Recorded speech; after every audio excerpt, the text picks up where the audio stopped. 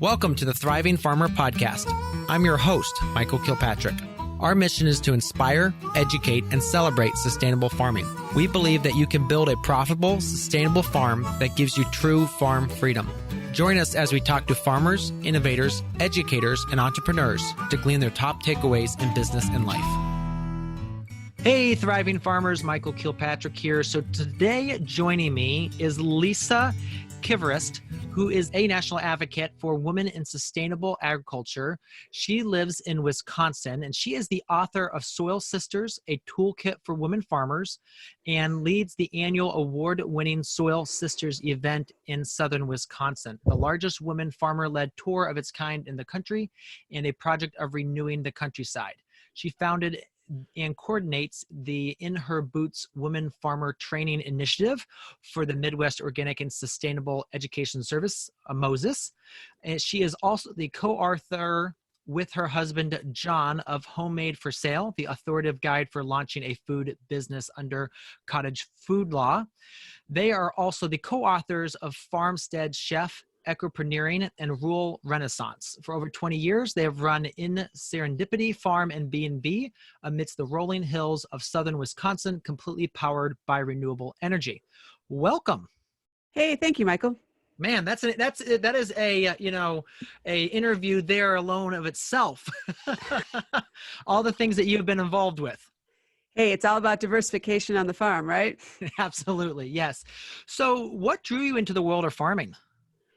Sure. Well, I don't come from farming roots or grandma's farm or anything like that. I'm a first generation American raised in a immigrant household in Chicago. So that is where my roots were. I grew up in a very food loving family, but the extent of our gardens were a couple tomato plants in the backyard. But I was on what was expected of me at the time of, you go to college, you get a job with a cubicle and a paycheck, and did all of that and immediately found it not very fulfilling on multiple levels there, and literally started escaping with my husband, John Ivanko, to Wisconsin and connecting with the rural areas and the land and the stars and cows in Wisconsin, of course, and all of that, and really fell in love with the rural areas and the idea of living closer to the land and, more importantly, living closer to our values.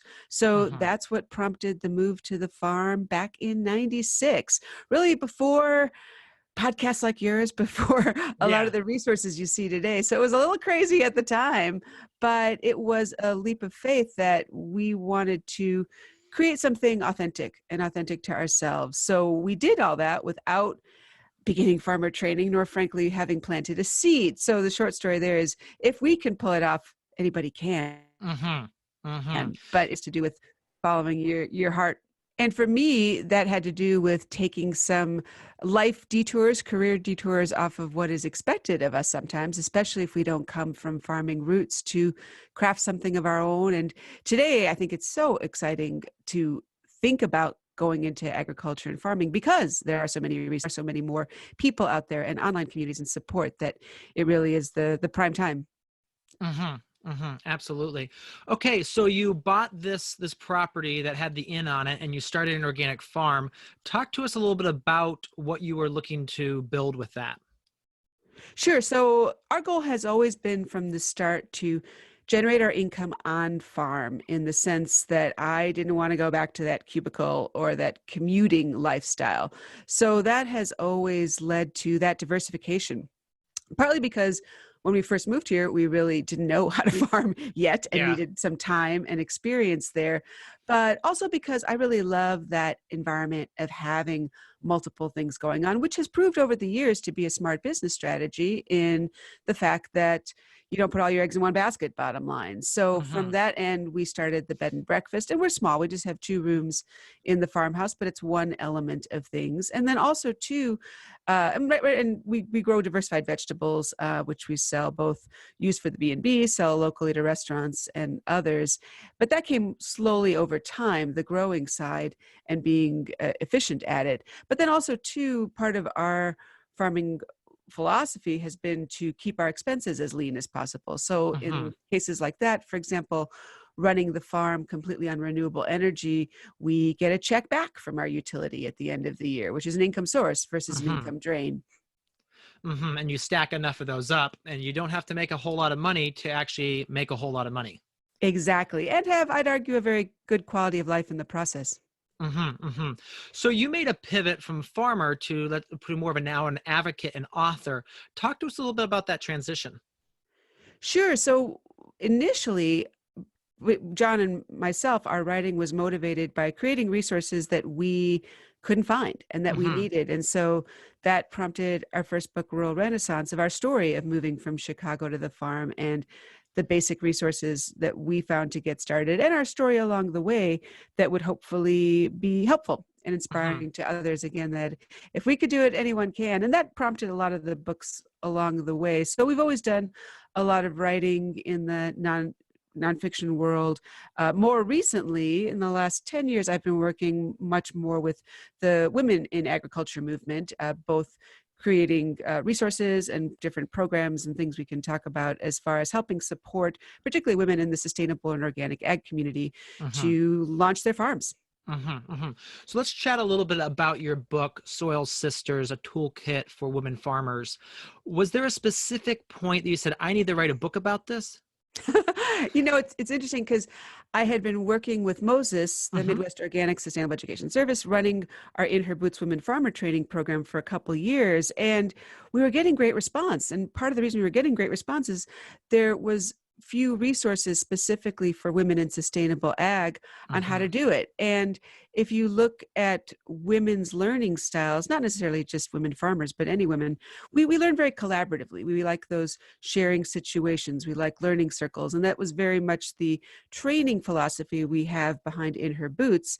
But we couldn't reach everybody. So that's what prompted the book project, which over 100 women contributed to. It's very collaborative on the pages of ideas and resources and inspiration that comes into that community aspect of farming, and that we're all stronger together by sharing what we've learned and what hasn't worked as well. Yes, I have a few of those. So you talk about women facing a host of distinct challenges. Share some of those with us. Sure. Well, different categories, but let's start with ergonomics. Of bottom line, just about all farming tools aren't designed for women. And I don't have to go into basic biology with you, Michael. Men and women are different. Yes. And it's not a question of by any means right, wrong, or stronger or weaker or anything like that. It's just different. So for example, women carry more of their strength in the upper half of their lower half of their body, whereas men will carry it in their upper half. And we're generally shorter than men. So all of these things ergonomically are not addressed in the majority of tools today. There's some innovative companies doing some new things recently, like Green Heron Tools, for example, is redesigning tools for women, and that's awesome. But it's a slow process, and the reality is our most important tool is ourselves, right? So if we can't care for our own body, how can we continue farming? So that's been a challenge. And also too, just the fact that agriculture historically, particularly in our country, has been male dominated. And if you look at the growth of larger farms, the growth of industrial ag, it most definitely is. So it's a lot of things that come up, particularly in our workshop that we also write about in Soul Sisters, of how do you address that? How do you address things when you need to get your tractor repaired at the local mechanic shop and people ask, where's your husband? It still happens a lot today. So that we find really helps in sharing stories of each other, and how do you handle things, what worked, what didn't work. But then within all of this too is the important aspect of championing women farmer voices more in leadership positions, because the real way we're going to start shaking things up and changing things is by having more women on anything from your farm service agency, your FSA county committees, which are throughout the country, and opportunities to lead, to county boards, we have more women here where I am in Wisconsin now running for state offices and higher. So it's very exciting to see, but it's a lot of years of not being recognized in the world of farming. It's sort of funny. I still find it funny working in this sphere that there's a lot of good hype about women farmers today, right? And all this stuff, but it's hardly anything new. We've been growing food, we've been feeding our families, our communities, all of that for generations. But really only in the last couple of generations, really the last couple of decades, have things been more accurately represented and accounted for. And this has to do, for example, even with the ag census, which the census of agriculture that happens every 5 years is really the data point for agriculture in our country, right? It's what drives the farm bill. It's what drives funding. It's what drives policy. And really up until the 70s, women weren't counted. There was one slot on the ag census for primary owner, and that historically typically went to the male head of household. The last ag census now has, I think it was up to 7 spots Oh, for wow. ownership of farm. And that's not just women driven. It's in a really good way, the USDA understanding and championing the fact that our farms are more diverse. We just have different kinds of partnerships and all sorts of things that are running our farm today, and that needs to be recognized. So again, a lot of big changes happening that we have to keep an eye on, but also keep moving forward. On the flip side, women have some advantages. Talk a little about that.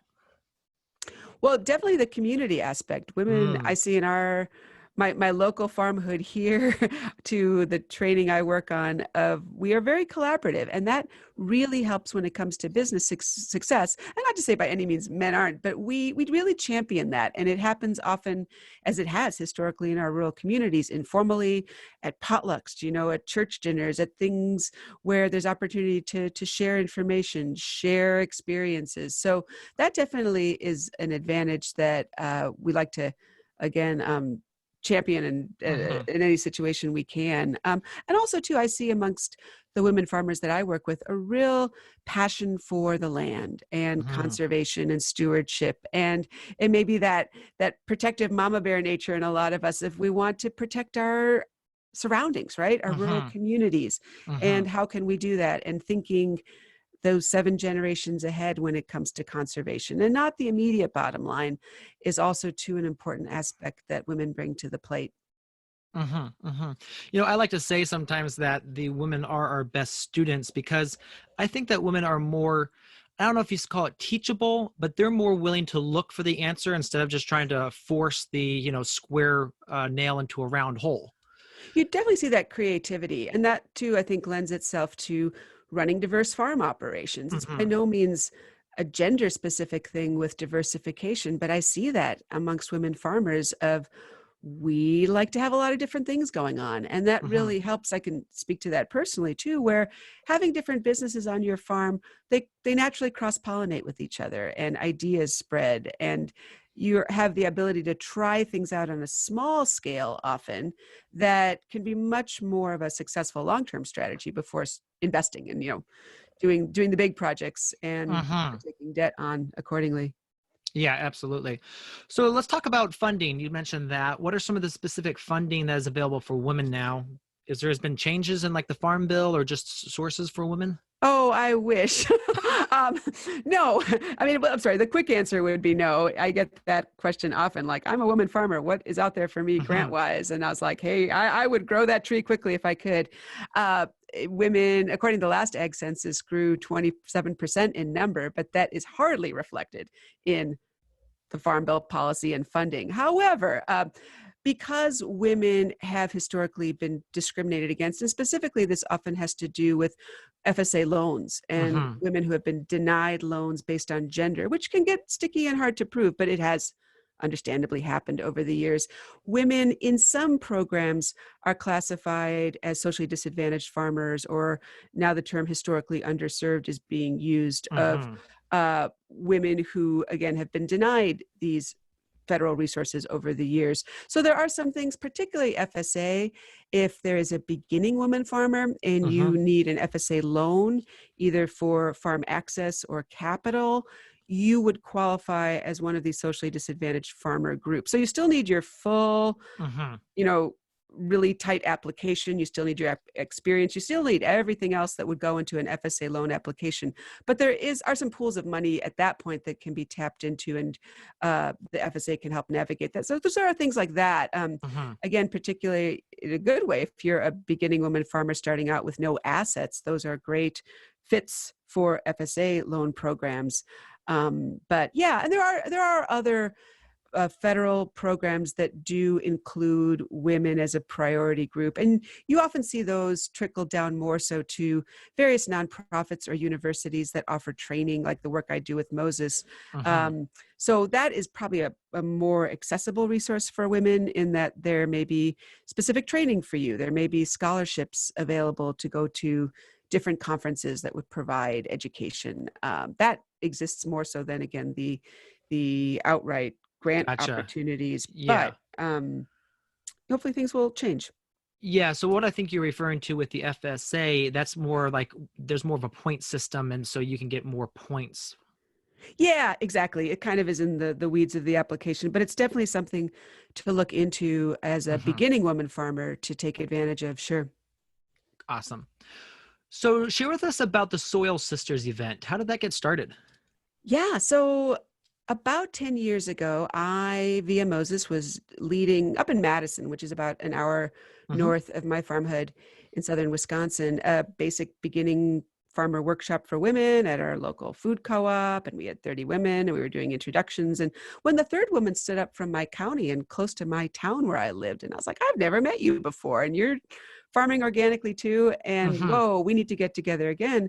And that's what informally at the time started our Soil Sisters group that we have today, quite strong, of women getting together regularly, and for potlucks in our case. And it's amazing what happens over some good food and wine, right? But especially for women, a lot of friendships, a lot of support, a lot of new businesses bloomed of women meeting, and it took on a life of its own. And then about 7 years ago, we started doing a weekend event. And where I live here in southern Wisconsin, it is a very dairy area, but very conventional dairy. And there were all of these small scale women run organic, sustainable farm operations that nobody knew about. So we wanted to go public, and that's what started our Soil Sisters Weekend, which is now the first full weekend of August annually. It's grown to be one of the largest women-led farmer events of its kind, and has all sorts of things from workshops to culinary events to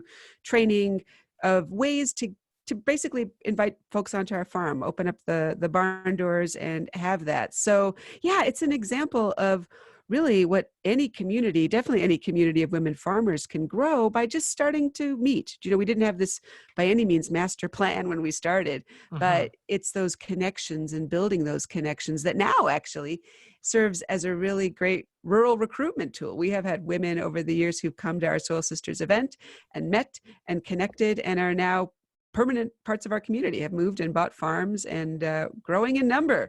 So that's been a real benefit. Absolutely. So how many women do you have usually attend that?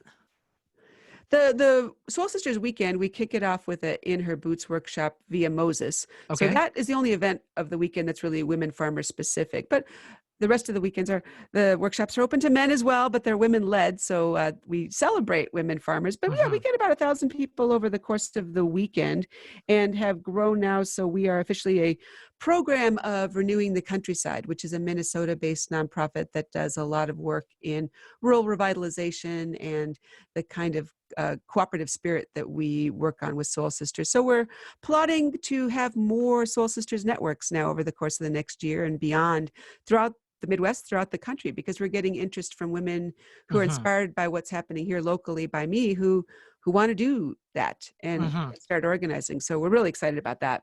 Yeah, that's awesome. So where can they find out more information if they want to sign up to attend this year? Sure. So the Soil Sisters event is soilsisterswi for Wisconsin.org. Gotcha. Okay, very cool. Now, you also have mentioned the Moses In Her Boots Woman Farming Initiative. Talk to us about that. Sure. So Moses is really the mothership for organic farming training here in the Midwest. It's over 25 years old and hosts just was a couple weeks ago, the Moses Conference, which is the largest Uh-huh. organic event in the known galaxy, as we like to say. It's How many people attended this year? thousands. It was, yeah, well over 2,500 of Midwest farmers, but educators, also activists and people with spring fever and passions for change. So it's always a good vibe, a warm invite for anybody who hasn't been out to that. And within Moses and programming throughout the year, I help facilitate the In Her Boots project. So we are probably one of the few sustainable ag nonprofits that have had a dedicated program year-round to women farmers now for over 10 years. So we host a variety of events, both at the conference and throughout the year, but are all under that umbrella we were talking about, Michael, of collaborative learning and Uh-huh. creating space for women to learn. We're not into lectures, we're not into somebody telling us how to do it, but how can we learn together? And we often get a lot of women who come to their first ag event, who have this hidden dream of wanting to start a farm, maybe returning to their family farm and reinventing it, or they want to Mm. purchase land and show up at one of our events. And it's very welcoming. And also too, again, that wherever you are on your journey, you have something to contribute. And that's especially interesting when you look at the demographics of new women farmers, because we see what I write about in Soil Sisters as encore farmers, women in their midlife who are starting farms. So 40s, 50s, 60s, who have perhaps always had this dream and finally the right place, right time, or it's a dream that they realize if I don't act on this now, it's never going to happen, right? Or Uh-huh. perhaps some opportunity opened up with family land. But that's especially interesting because these women come to the agricultural plate with skill sets, be it Uh-huh. corporate or accounting or legal or whatever else. But it's, I think, a really great game changer because they're ready to farm, but they also are ready to run a business, and a lot to learn from these women as well. Uh-huh. Because you and I both know it's more about the business than the actual growing of the product. Sure, sure. Yeah. And that's a really important point that we stress in all our training. I stress in my writing too, is it's easy to get caught up in the romance of farming, right? And Uh-huh. all of that. And that's wonderful. And that's the lifestyle we all want to create. But we could talk about sustainability all we want, but we need to be sustainable in our bottom line to Yeah. make these things happen. And there really is a way to blend those things. And there's a way to blend your values and stewarding the land with a healthy family business. And Uh-huh. that's too where I see in women farmers, especially, is a real concerted support of new women starting businesses. I look at myself here locally. We've been running the B&B for over 20 years. And when we started, we were the only farm stay in town. It was really before farm stays and became a Uh-huh. thing, right? And There was no Airbnb. there was absolutely no, there was brochures for the first couple of years we started, right? But now I lost count. We're up to over 6 in my county of farm stays that are run by women that have all been supported by each other. Do you know, we ask Uh-huh. questions and how did you do this? And what did you do this? And what barriers did you hit, et cetera. But it's one of those examples where it's not competitive. And I know if I gave that story to whatever, a traditional teacher at an MBA program, they'd be like, you're nuts, Lisa. Why would you ever Uh-huh. tell your potential competitor how your business succeeded, what you did right, what you did wrong? But that's how we succeed, right? And especially with farm stays and farming, the more there is in a region, the more farm stays there are in my county, the more we look like the place you want to visit, right? You know, Uh-huh. we want to be like the Napa Valley of farm stays here in southern Uh-huh. Wisconsin, and we do that through supporting each other. Yeah. Yeah. I mean, well, it's the same thing with like a farmer's market. If you have a lot of awesome vendors, people are a heck of a lot more likely to attend unless there's 3. Totally. Yep. So one thing you mentioned there that you focus on learning collaboratively instead of like lecturing. Talk to us a little bit about that. Sure. Well, the research shows, and we've done various programs over the years that infuse the spirit of women learn best from each other. And I talk about that learning circle model, and it literally often is, when I can logistically do it, a circle of chairs and a sharing of stories. And that both creates connection, but it also validates everybody's experience. And we have so much expertise in our community of farmers. We need outlets to share that, you know? So, Uh-huh. that's the spirit of a lot of the training we do. But that said, we also really celebrate and rely on various experts in certain areas. But again, it's done more in a conversational format, which works really well for women. It was interesting. There was a study a couple of years ago out of the University of Wisconsin that looked at women farmers and where we go to for information. And hands down, yep, other farmers are where we went. And quite low on the list were more traditional sources of information, Extension, FSA, NRCS, all the Mhm. USDA acronyms, right? But that's an important issue to fix, in that that's where a lot of the resources are, right? And Mhm. the funding and the programs. And in many cases, both women new to agriculture, and we just don't know how to Mhm. navigate the USDA office, or what we're doing is so out of the conventional box that we just don't fit. Do you know, or the first Mhm. person we talk to at the office doesn't know what checkbox to put for lavender or dill or something else, right? Or Yes. llamas, Yes. and then you're discouraged. So yeah, so I work a lot on trying to rebuild those connections. There are fantastic people working at these USDA agencies, especially a lot of fantastic women working at these Mhm. USDA agencies, and making those local connections. So bringing our local representatives from those USDA offices to these sessions and doing introductions. So the next time you call, you know somebody and you also know how to navigate. And also too, there's that feedback loop, because our policies and programs are not going to change unless we farmers, who are a little, yes, out of the box and doing things Mhm. differently, voice those opinions and uh, you know, refigure how we could fit in some of those boxes, or more importantly, change some of them. Yeah. So I want to stop you right there because I think what you just said is so important. You said that, there's nothing's going to change unless we actually show up and tell them what needs to change. Because I see a lot of people just, well, it's USDA, I'm not going to worry about them. But unless you actually go and say, hey, this is what I'm looking for, this is what I need, you need to change your antiquated program so it actually fits the new normal for agriculture. You are so right, Michael. Yes. And those happen slowly. And in many Mm-hmm. cases, at the local office, there isn't the empowerment to make those Mm-hmm. changes, but at least things start and things start moving. And we definitely need those changes. Yeah, particularly where it's a lot of the same old, same old. I mean, I see that in Wisconsin. Our dairy industry is really hurting, but Mm-hmm. we don't need band-aids. We need new solutions, right? And Mm-hmm. new perspectives completely. Yeah, my friend in Virginia, Ben, is now running a pretty large herd share, and he's been very profitable compared to, farmers left and right going out of business. And I'm like, where are the people talking about this new opportunity for dairy farmers to sell direct instead of trying to sell through massive corporations, which are, watering down the milk to a less desirable product, but B, just, taking a massive part of the sale price of that milk. Totally. Yeah. That's great. With that, I'd like to stop here and take a quick break. In a minute, we'll be back with Lisa from Wisconsin.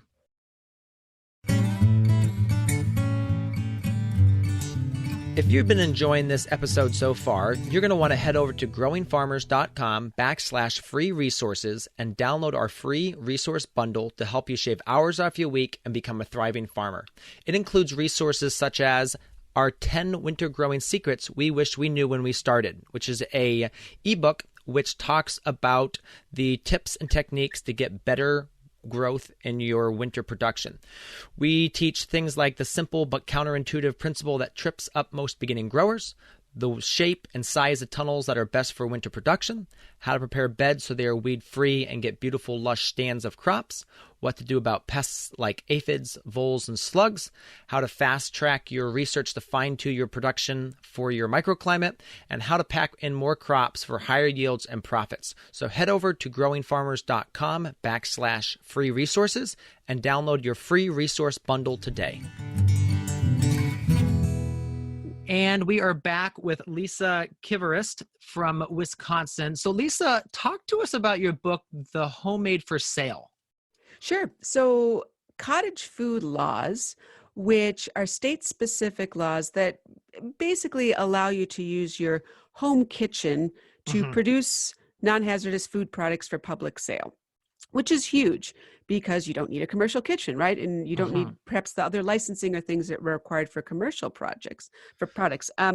This all really started in about 2008, which is sort of funny. We were talking earlier, right, about women in ag being the new thing. We're actually been around for centuries. Well, Yes. this idea of making a loaf of bread in your home kitchen and selling it to your neighbor has been around for centuries as well, right? Mm-hmm. But in our well-intended world of food regulations, and definitely needed in many categories, I'd argue we lost that community aspect. We lost that Mm-hmm. trust factor where it became literally illegal to sell something out of your home kitchen to your neighbors. Well, that started changing around 2008, which, as you might recall, was also the time of the Great Recession. Mm-hmm. And forward-thinking states, I'd argue, were thinking along the lines of, what could we do to help support small-scale entrepreneurs, not just farmers, but really anybody with a kitchen, which is basically everybody, right? Yeah.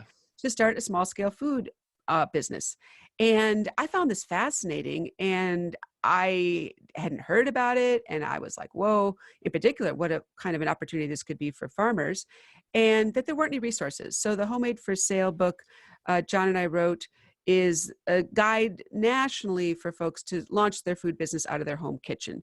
So it takes you through the setup basics, the business side, the marketing side. Every state's law is different. Mm-hmm. So it helps you learn how to navigate. But it's really important that you read your state's law, and it will be very specific in what you can sell, how much you can make, what the label needs to look like, et cetera. And increasingly, most states via extension or other entities have great resources. So it's not that hard is what I'm saying. It just is navigating it. What can be harder is for folks to really embrace the fact that, hey, I've given away these cookies every Christmas all my life, Mm-hmm. and now I'm going to sell them. To go from hobbyist to food entrepreneur is, granted, a big leap, but I'd argue a huge, empowering, confidence Mm-hmm. building one, particularly for women I've seen, where, yeah, you are a food business owner now. And for farmers that are already running a food business, a farm, right, to add these components makes a lot of strategic sense of basically doing value-added products out of your home kitchen. One real specific requirement with these cottage food laws is you can sell only in your state because they are state-specific laws, and you Mm-hmm. must sell directly to the customer. So Mm. it's changing, and I'm sounding a little fuzzy now because there are some states where you can do wholesale, but the majority you can't, in the sense that it needs to be direct to your customer, which is perfect, right? You're bringing Mm-hmm. things to farmers market. You might be able to offer a bread share with your CSA, et cetera. So in general, when I talk about non-hazardous products, those refer to baked goods, things that don't need to be refrigerated. Most breads, cookies, things like that would qualify. High acid canned items, the safer canned Mm-hmm. items, pickles, sauerkraut. I do that here on our farm, and often candies or mixes or other things like that. That, again, an easy way to think about it is, what could you bring to the market and keep on your market stand all day and it's fine. Mm-hmm. So there's a lot of things that you can do under that umbrella. Mm-hmm. Mm-hmm. So, like for product development, like my mom had a salsa that she made and we loved it. We actually, for a while, sold it at our farmers market. What are the steps that most states are going to require you to go through before you start selling that? Sure. For most states with those types of items, the high acid canned items, they generally will want you to use a tested recipe. So Okay. if your recipe is, from the ball canning book or extension, you're fine. And if it's a special family recipe, you can often have those tested. It has to do with meeting the pH and the acidity levels so that they are safe products. And it's interesting because if it might have been grandma's tomato sauce recipe or something, the tomatoes were different back then, right? Mm-hmm. So Mm-hmm. it's bottom line, keeping the food products, keeping the customers, keeping everybody safe. So that's the bottom first line with the product Mm-hmm. development. But I've been really impressed with a lot of the canning resources out there, in that these aren't grandma's canning books anymore. There's a lot of Yeah. more global foods you find in the ball canning books, and there's all kinds of things out there that can really get you quickly on track. Yeah. Yeah. You just have to read the books. I mean, my mom did blow up a pressure canner at one point. Yep.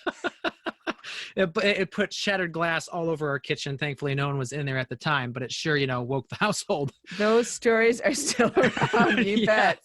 And then botulism's no joke. So you do want to make sure that you do follow your state's laws because they're there to protect people. Because it's, yes. Completely. Yeah.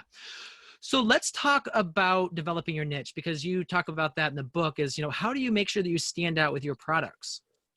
Sure. So farmers markets, as you all know, I think are ideal test Mm-hmm. grounds, right? Because you Mm-hmm. don't need to do a lot. You can bring something different every week. You can test out things. And particularly with the value-added cottage food products, it really depends on your market, and what else is already there, what else is needed. The area of baked goods is interesting because they tend to be more impulse purchases. People might not have, uh, you know, even bread or by any means chocolate chip zucchini cupcakes on Yes. their shopping list. But if they look good and they're packaged attractively, they can be a real seller and a real value added in that often the things that can go into these products are the things that didn't go to market, the blemished vegetables or the things that you just have way too much of.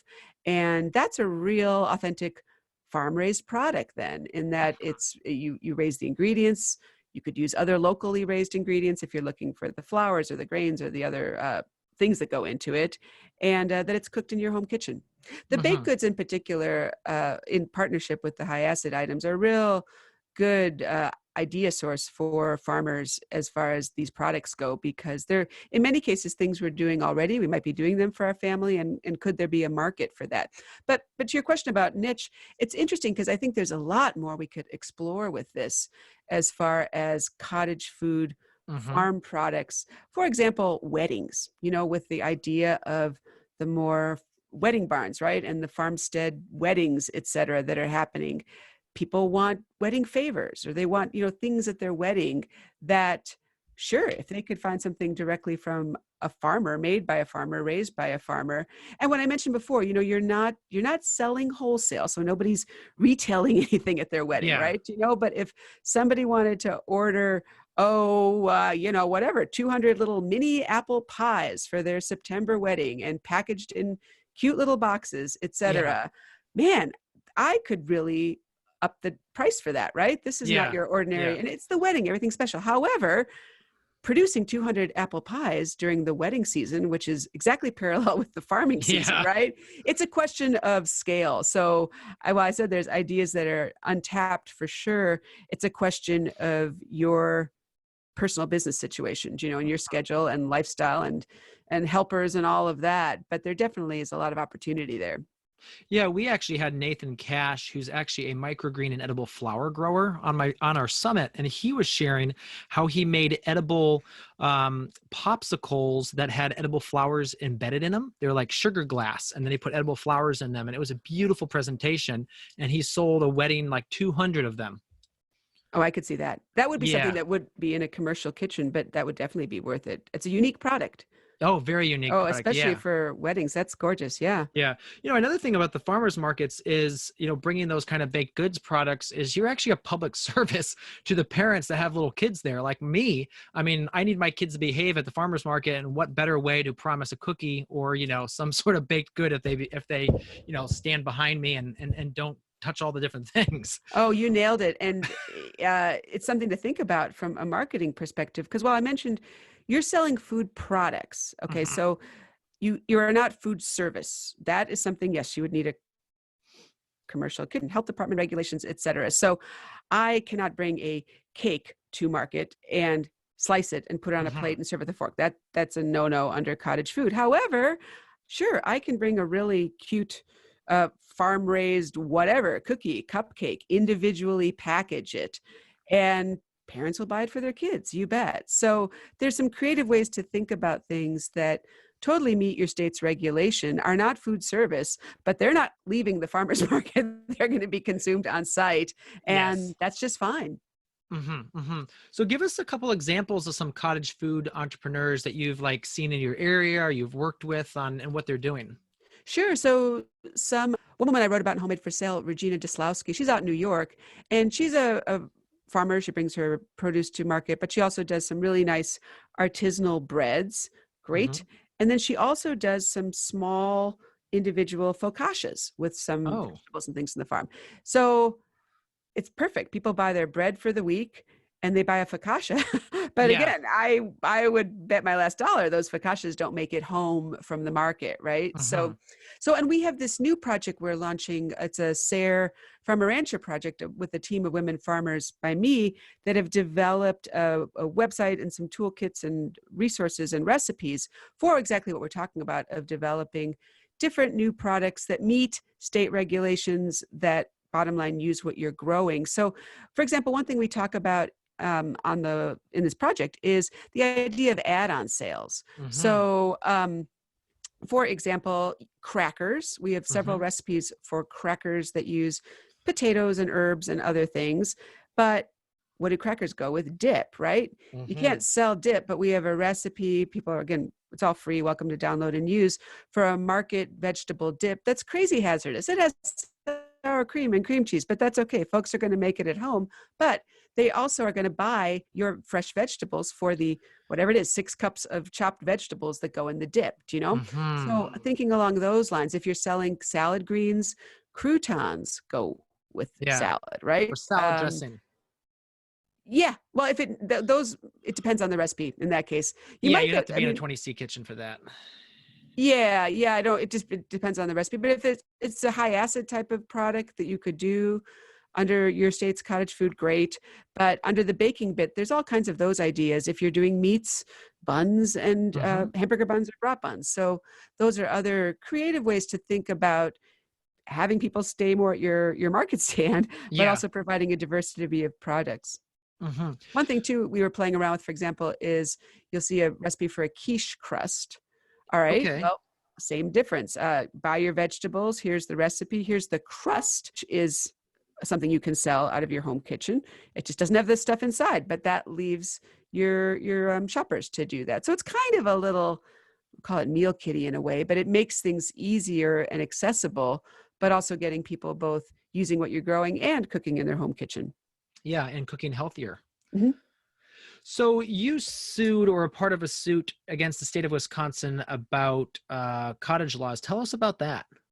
Sure. So when I mentioned every state has its different take on cottage food law, you will see every flavor under the regulatory sun under this. And it really is interesting to dive into because some states have been very progressive in listening to their constituent bases and what we want and how this can be made better. And there's other states like my own dear state of Wisconsin that just had been really stubborn on it. Mm.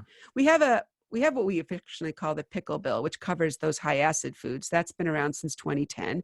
And this was around the time when I was like learning about cottage food and realizing every other state at the time, just about, except your Wisconsin, you could sell bacon. And why couldn't we? And we had organized to something called the cookie bill, which is basically introducing a bill for home baked goods that wasn't getting anywhere thanks to, long story short, just politics, as Hmm. always seems to be a barrier, and people in a lot of power who didn't like something were getting campaign contributions from home cooker associations, etc. So we were stuck.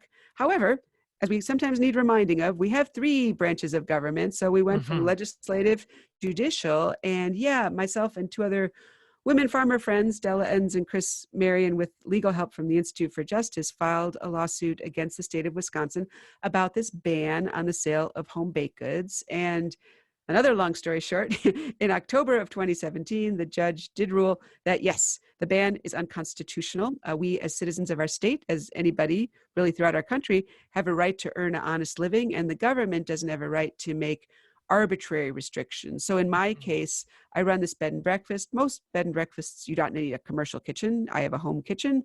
So I can serve you muffins legally, but you're telling me I can't sell you those same muffins for food safety reasons? That's Hmm. arbitrary. So we have been legally baking and selling in Wisconsin since October of 2017. We are in a quirky situation because our politicians and elected officials still can't get their act together to pass a version of the cookie bill. So we don't have a law, but it is Okay. perfectly legal because the judge lifted the ban. So what has resulted actually is an incredible community of bakers because Hmm. we are kind of teaching each other, and we're putting together the basics based on learnings from other states. But we also are really leading this in that we're not being told what to do from the state legally. Our Department of Agriculture can't legally regulate anything because there's no law. Hmm. So So things eventually change, but it's slow. yeah, that's very interesting. So there's basically nothing out there. So you're just in kind of this legal limbo, but you can do it, but there's no laws basically regulating it.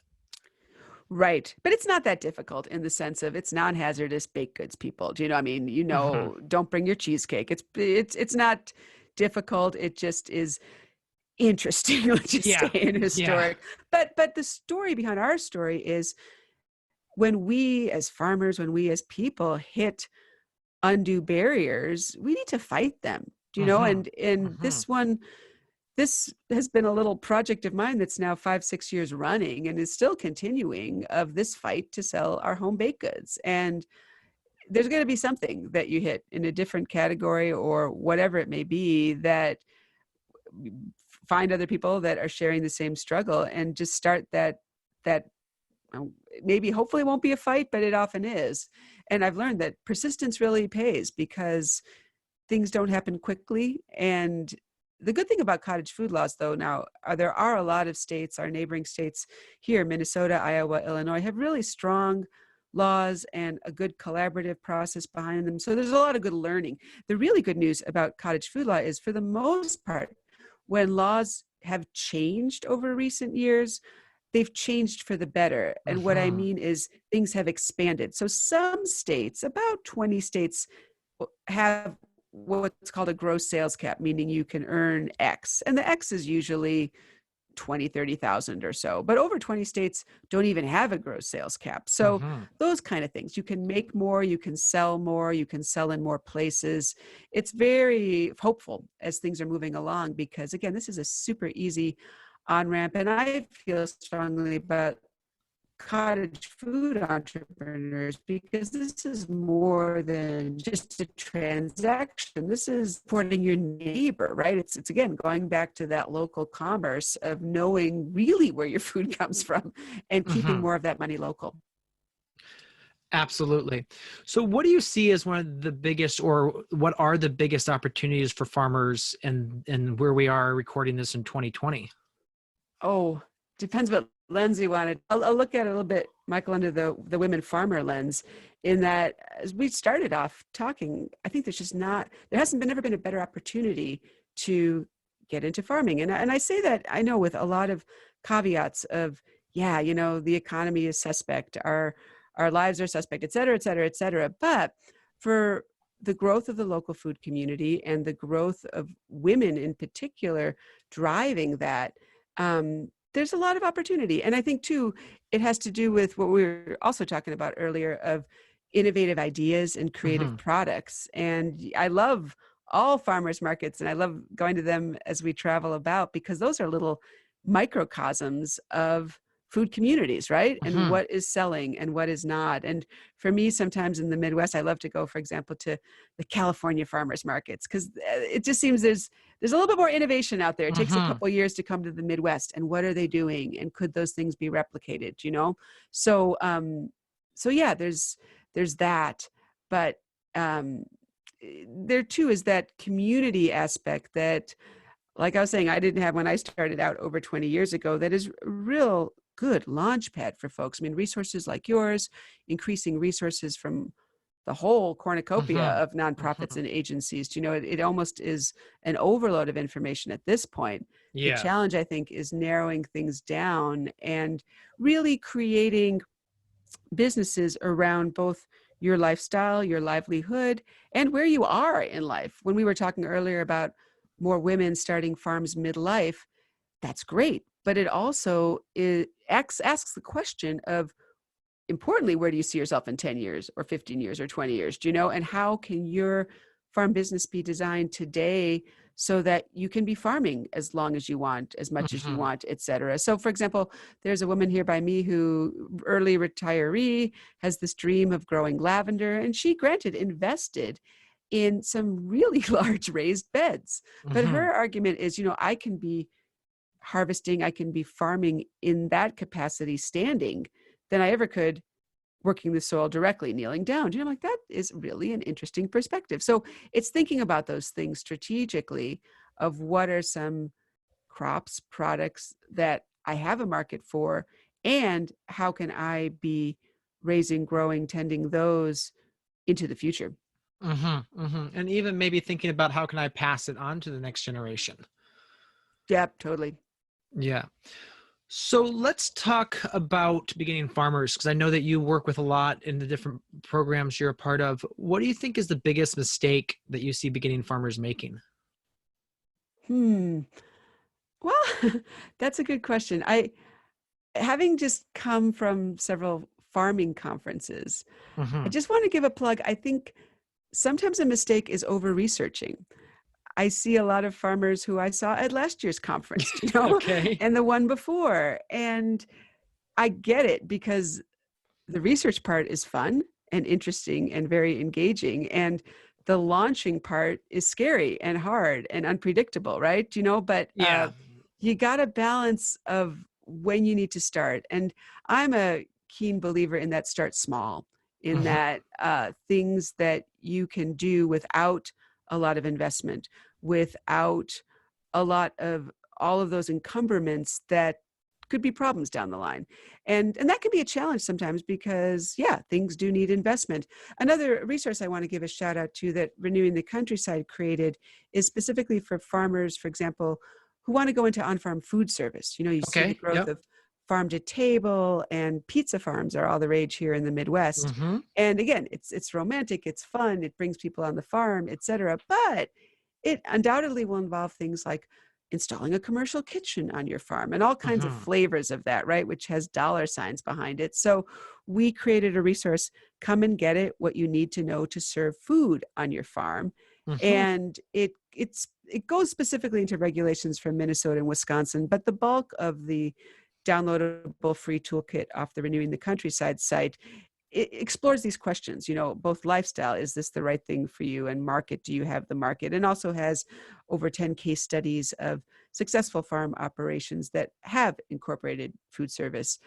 But that's an example of something that it it gets shiny and it's easy to run after. But Hmm. increasingly, I'm hoping we will have more resources like Come and Get It for some of these newer, more niche areas of interest amongst small scale farms so that we can really understand things before we jump in. Hmm. Yeah, it's like really easy to go look at a bunch of houses, but then when you purchase one, that's a heck of a lot hard to do. The looking's fun, you bet. Yes, we've been in that process for the last while, so I know well about that. Um, so that's really interesting, that resource, because actually that's one of the things we've been tossing around locally here is a pizza farm, and so I'm glad to see that there's a resource out there. I'm going to actually go download that, and we will put that in the show notes so that Great. people can just go to our website, thrivingfarmerpodcast.com. And your episode will be the most recent one right there. They'll click on it, and there'll be all the resources below. So let's talk a little bit about your latest project, which is the Start a Farmstead Bakery. Talk to us a Sure. little bit about that. Yeah, so I started talking a little bit earlier. We are talking cottage food about Mhm. using more of what you grow in your products. And this is a challenge actually in cottage food because a lot of what would use what I'm growing, zucchini is a great example, often like a traditional zucchini bread recipe doesn't meet the non-hazardous criteria. And I won't get too deep into the science weeds, but it has to do with water activity. And bottom Mhm. line is we've been talking about keeping food safe. There's a number that a product needs to meet, 0.85 usually or lower, to make sure that it is safe, Mhm. non-hazardous.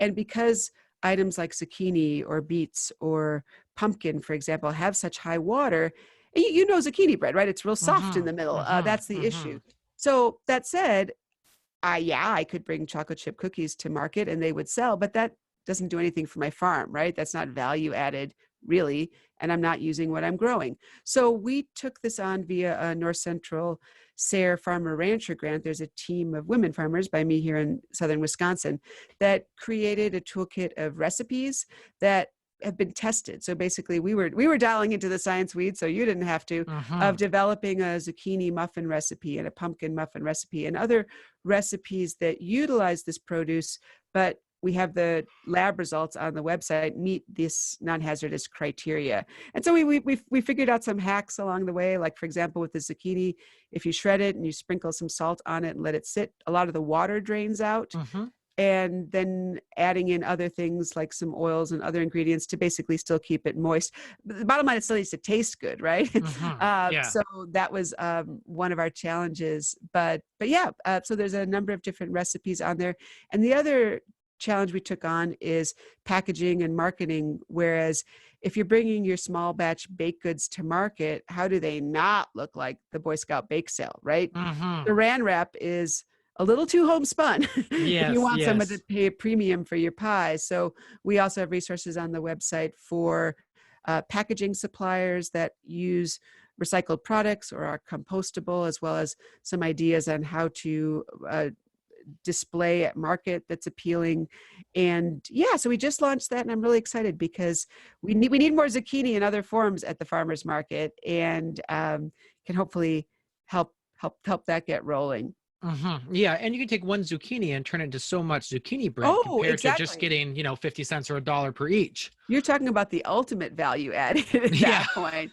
And one Yes. thing too we learned in our research with this project is that small and cute sells. It's like I could make my 12 zucchini muffins and they would look okay and maybe sell. But if I put some frosting on there, we have some tested frosting recipes on the website resource as well, and package them individually in little boxes, they all of a sudden look like a gift, right? They're Hmm. amped up. So it's an easy one to experiment with, because again, you're talking small batch baked goods, and maybe that works Hmm. at your market or maybe that doesn't, but it's something to experiment with. And the nice thing about baked goods really is the worst case scenario is you just come home with them, right? I mean, they're things Yeah. you can still eat and use, Yes. Yes. but they're good for barter in the after hours at the market too. But Yes. so this new resource is cottage-food-home-bakery.com, and this is through, I mentioned briefly, a North Central SARE Farmer Rancher grant. So SARE, hopefully folks are familiar, is Hmm. Sustainable Agriculture Research Education, which is a national program under the USDA for all kinds of resources and training opportunities for sustainable ag. And then our country is divided into 4 SARE regions. Wisconsin and the Midwest is North Central, but all of the different regions offer what's called farmer rancher grants. These are small grants that go directly to farmers, which is a little unique in a good way, that basically help us solve challenges, is an easy way to think about it. So if you have a challenge on your farm, I wanted to sell my zucchini muffins, but the recipe I have doesn't meet the non-hazardous criteria, and you think other farmers have the same problem, what can you do about it? And what Hmm. resources would you need to do that? So typically the farmer rancher grants kind of expand in resources if you have more farmers. So we have officially 3 farmer partners on this project. And yeah, it can take you in some new areas intentionally. Like for us, it took us into our community college science lab to test water activity, which is not really where I have ever Yeah. been, but it's rewarding to create something that will hopefully be a resource for other farmers as well. Awesome. Very cool. And we'll link obviously to that in the show notes as well. So we can kind of do like a collection of all the links, because there are so many. You're involved in so many projects, which is awesome. So if you could pick one, what would be your favorite farming tool? Oh, I'll take our conversation back full circle when we were talking about ergonomics in the Hmm. beginning Hmm. and how tools aren't designed for women. And I mentioned briefly Green Hair and Tools. Ann Adams and Liz Bresinger out in Pennsylvania are basically recreating tools for women, and it's an extensive partnership with Penn State. They're doing research and focus groups and all this stuff. And when they first started, the first tool that women wanted was a shovel that worked. So Hmm. they came out with something called the Her shovel that I have in my shed. And it is really the first shovel, which sounds so basic, doesn't it? But it's the first shovel designed for women. And it comes in 3 sizes because we come in different sizes. And Hmm. in their research, for example, they just found that we use shovels differently, where a male will be more likely to shovel straight down. We tend to use a shovel at an angle. So it's Hmm. ergonomically designed for that. And yeah, I wish we had more tools like that. Very cool. Very cool. If where can people find more about you and your work? Sure. So thanks for putting those links in there. Our main farm site is in Serendipity, INN, serendipity.com, which would link to our books and other things as well. But you Hmm. can pretty readily find the stuff online. Very cool. Awesome. Yeah. And I'm taking a look at this picture of the Her shovel right here. And the thing I like about it, it's got a great big handle, Yeah. Well, wide handle. boys can use it too, by all Oh, means. yes. I might be buying myself one. But again, thank you so much, Lisa, for coming on today. We really appreciate your time. And, I think I found you through one of your books. I was researching, I found one of your books, and it took me back to your website. And I was blown away by just the number of things you've been involved with, and just, the work you've done from moving the women farming movement forward, and just in general, a lot of the value added side. So that's so important. We teach that, that there's so much value added stuff that can help farmers double their income. And again, our goal here is help farmers succeed. And we know that's what you're doing too. And we really appreciate your work. You bet. And thank you for all that you're doing and getting the word out there over the airwaves. I think this is awesome. Hey, thriving farmers. Next week on the podcast, I'll be speaking to Liddell Steiner. Now, Liddell works at Tillmore Company, manages that business division, and we talk all about the Tillmore brand, the walking tractors. We talk about cultivation, what the different types of cultivation are out there. One of the things I really love discussing with him is I talked in detail about how they've set up their business and how they hire people, because they run quite a large company there with the different business units they have. So it's a fascinating conversation, give you guys a little bit of an inside behind the scenes of why they built the Tillmore tractors and the Power Ox, which we've been playing around with here on our farm. And can't wait for you to join me and listen in. So there you have it, another episode in the books. So I'd love if you would hop on over to iTunes and leave us a rating and a review. Those mean everything to us. We love to hear what you're thinking. If you have a podcast guest that you can recommend, please pop on over to the Thriving Farmer Podcast website and leave us a review. That's thrivingfarmerpodcast.com.